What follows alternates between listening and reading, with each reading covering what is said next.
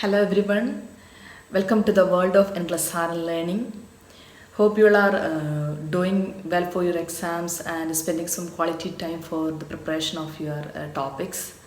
So today onwards we will start to discuss some of the recently asked questions related to cardiovascular system. This is one of the important system and usually we have many questions come from this area. Students have confusion. So I would really recommend to watch this video and also the coming videos. In those videos we will discuss some of the recently asked important questions and along with each questions we will discuss the topic related to that particular question. So that will help you to cover some of the important topics and question scenarios as well as some of the main question areas. So let us start. The nurse is inspecting the legs of a client with a suspected lower extremity deep venous thrombosis. Which of the following clinical manifestations should the nurse expect? Select all that apply. First I will tell this is a select all that apply questions. Previous videos already I have mentioned that in the select all that apply question is one of the important question and also we may feel little bit tough to answer. But in these questions might be all the options are given might be right or some one options might be right, sometimes like 2 or 3 options. The question simply they ask what are the common clinical manifestations we can see in a client who diagnosed or admitted with a suspected case of DVT or deep vein thrombosis. I will read the options. The first option is blue cyanotic toss. Second option is calf pain. Third, dry, shiny, hairless skin. Fourth, lower leg warmth and redness. Fifth one is the unilateral leg edema. So before going to the answers, let us just refresh the knowledge related to DVT. That will help us to choose or select all the correct answers related to this topic. Okay? What do you mean by DVT? I think all of you have an idea about this. Many clients usually develop DVT after they will go for some of the surgical procedure or prolonged immobility, bed rest and travels and all. So this is a blood clot formed in large veins, generally of the lower extremities. Usually it will occur commonly as a result of decreased activity or mobility. As we said, like prolonged travels. Like might be we are traveling in a flight or in train, we might be traveling continuously for 14 or 20 hours and we are not getting a chance to walk or just take a movement in between. So that will make the increasing the chance of developing DVT. Then another one like the complication of hospitalization or bed rest after a surgery. Then although some client they may not have some particular symptoms or the typical clinical manifestations, we can always notify that are in the unilateral edema, localized pain, that means calf pain. So these are some of the manifestations. You should be very concentrate because our question is basically related to this fact. And tenderness to touch, then warmth, erythema and occasionally a low-grade fever. So these are some of the common symptoms or the signs that we can observe in a client who will admit or a client will be a suspected case of DVT. Okay, this is clear. Then another one point is that recognition of a potential DVT is very critical because this blood clot will travel to the upper part of the body and sometimes it may dislodge in the pulmonary artery. So this will leads to pulmonary embolism. We know that the complications of DVT. So it is very important to critically identify and do the proper immediate interventions.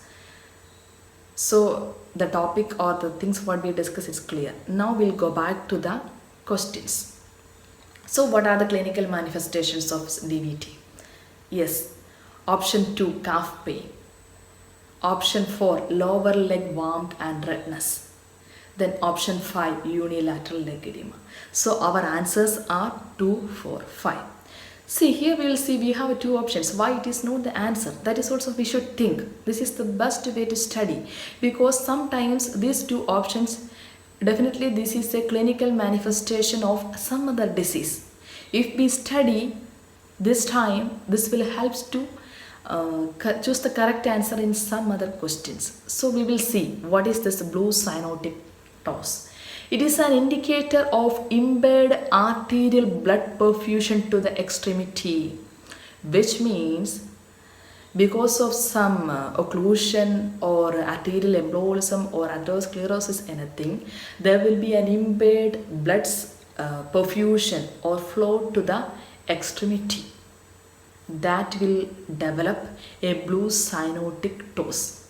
So usually we can see in case of like arterial embolism or any kind of arterial occlusion and atherosclerosis syndrome.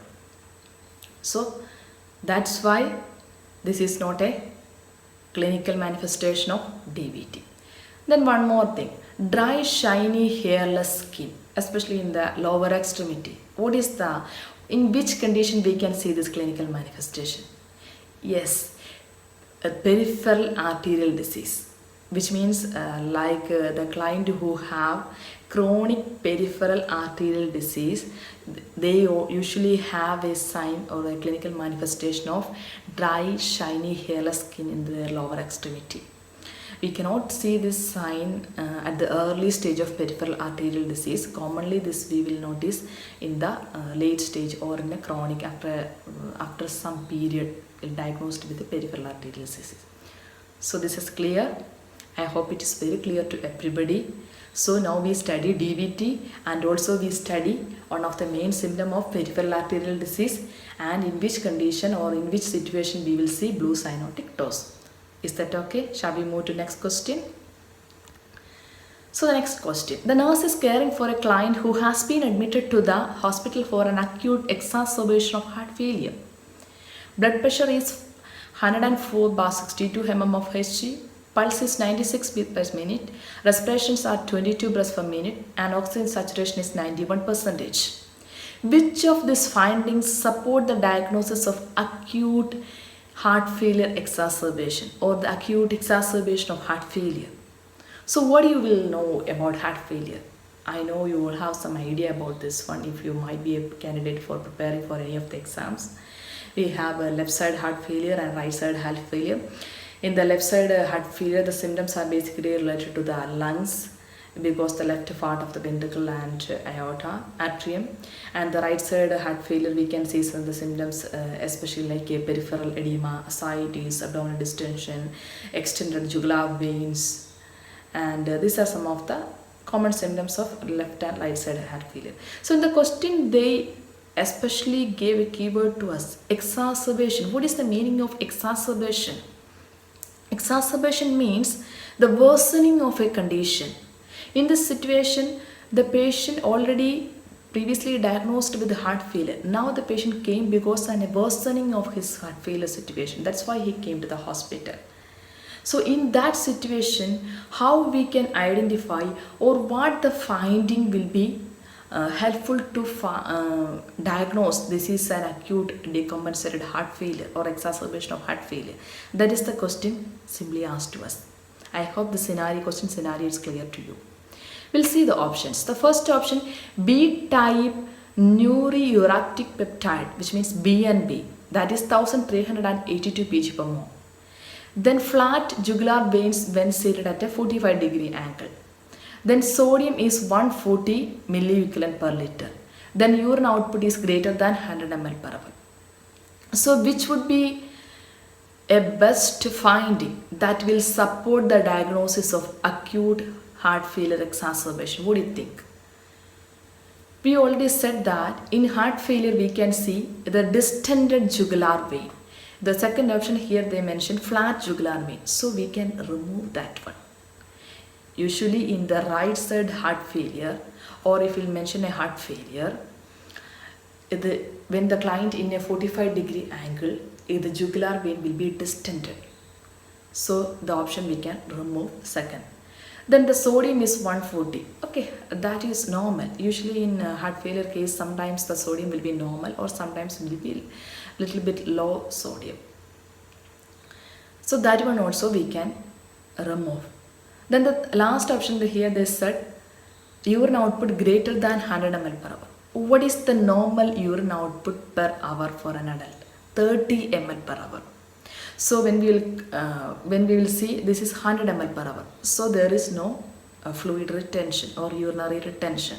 Usually we know in heart failure conditions, client have a fluid retention or fluid overload, and the symptoms are related to fluid overload like edema and all. So that option also not a finding that will support the exacerbation of heart failure. So the last three options we have eliminated. Now we have only one option. What is the answer? B type neuroreptic peptide or BNP. What is the normal value of BNP? The normal value of BNP is below 100 pg per ml. But in this situation is 1382. Usually this is one of the tests or the method that we will use to diagnose the exacerbation of heart failure. When a client have an exacerbation of heart failure, usually the BNP will be very high.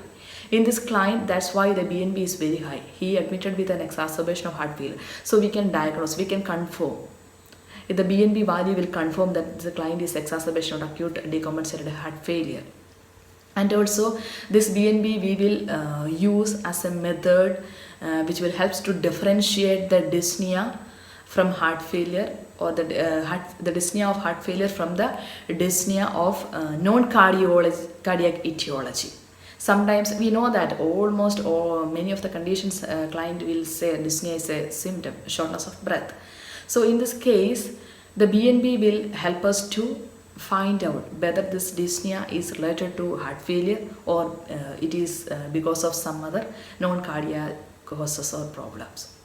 So is that clear? The question, I hope it's very clear to everybody. So this is one important questions that recently asked related to the heart failure. Many questions are coming related to the heart failure, cardiac tamponade, and this endocarditis syndrome. So in the coming video we will discuss some of the other questions. Bye bye, take care.